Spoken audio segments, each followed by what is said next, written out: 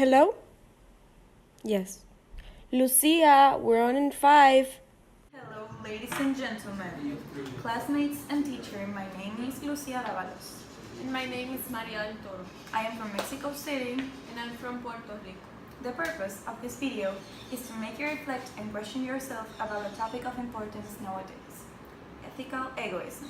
During our video, we will be discussing egoism itself, and we will define ethical egoism so there is no confusion. Later, we will state our opinion, we will show real life examples, and then we will see if we can accomplish our goal. Convince you to side. So Lucia, what is egoism? What we know as egoism is the tendency to be self-centered. So selfish. No, it is that which states that individual self-interest is the actual motive of all conscious action. It's important to mention that egoism can also be referred as selfishness. This means that there is no concern about the values of others or their feelings. So Marty, explain me what is ethical egoism. Ethical egoism is known as the normative ethical position in which moral agents ought to do what is in their own self-interest. Every action that as a result benefits the doer may be considered ethical. Another concept essential for this discussion is psychological egoism. The difference between ethical and psychological egoism is that the ethical egoism is how we should act, and the psychological egoism refers to what we really do. So those that do not agree with this position might act in accord to it, but are just not aware of it. Psychological egoism refers directly to the behavior. If these people are not conscious of their actions, or maybe they just don't believe that they act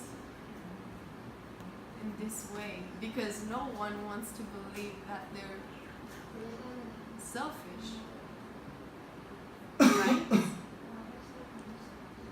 Okay, so what we both think is that ethical egoism states that we should do whatever it takes in order to fulfill our needs. We need to be okay with ourselves in order to help others. I believe in ethical egoism because we being humans act in our own self-interest. What do you think, Marty? Exactly. If we do not take care of ourselves, we will not be able to help others. Yeah. And what do you think? Shit. Now that we have entered the International Baccalaureate program, we need to fulfill our CAS hours in order to be potential candidates for the IB diploma.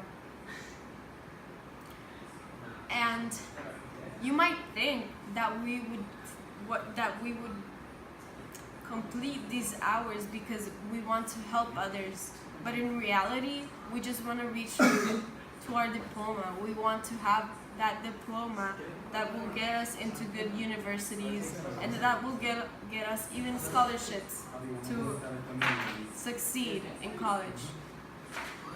1, 2, 3. Okay. Another hypothetical example: if there were a mother and a child, and they only have one piece of bread, and they're both dying of hunger, I wouldn't doubt that the mother would give it all to her child, or would share it with her child, because it is in her own self-interest that she would give the bread to her child. She's not obligated. She wants to give it to her child because she don't wants to feel guilty that her child is dying of hunger. If the mother would have kept it herself, she would feel the guilt throughout all her life. Imagine if the child would have died. How would she feel? In conclusion, we believe in ethical egoism. We think it's true that people act in their own self-interest, but it's okay to act in your own self-interest in order to help others. We hope that this video made you reflect, inquire, question yourself about this ethical issue that people are asking themselves tonight. Also, I would like to mention that this video was in purpose of making you conscious of what you do and just how you feel, because not necessarily I'm not saying you're selfish and you're a bad person, but in a way we do act in our own self-interest because we're taking care of ourselves. If I want to help others, I will feel better. I'm gonna do it because I want to feel better. So it's just another way of thinking about charity, taking pity on others, and etc. We hope you enjoyed. Thank you very much. Bye bye.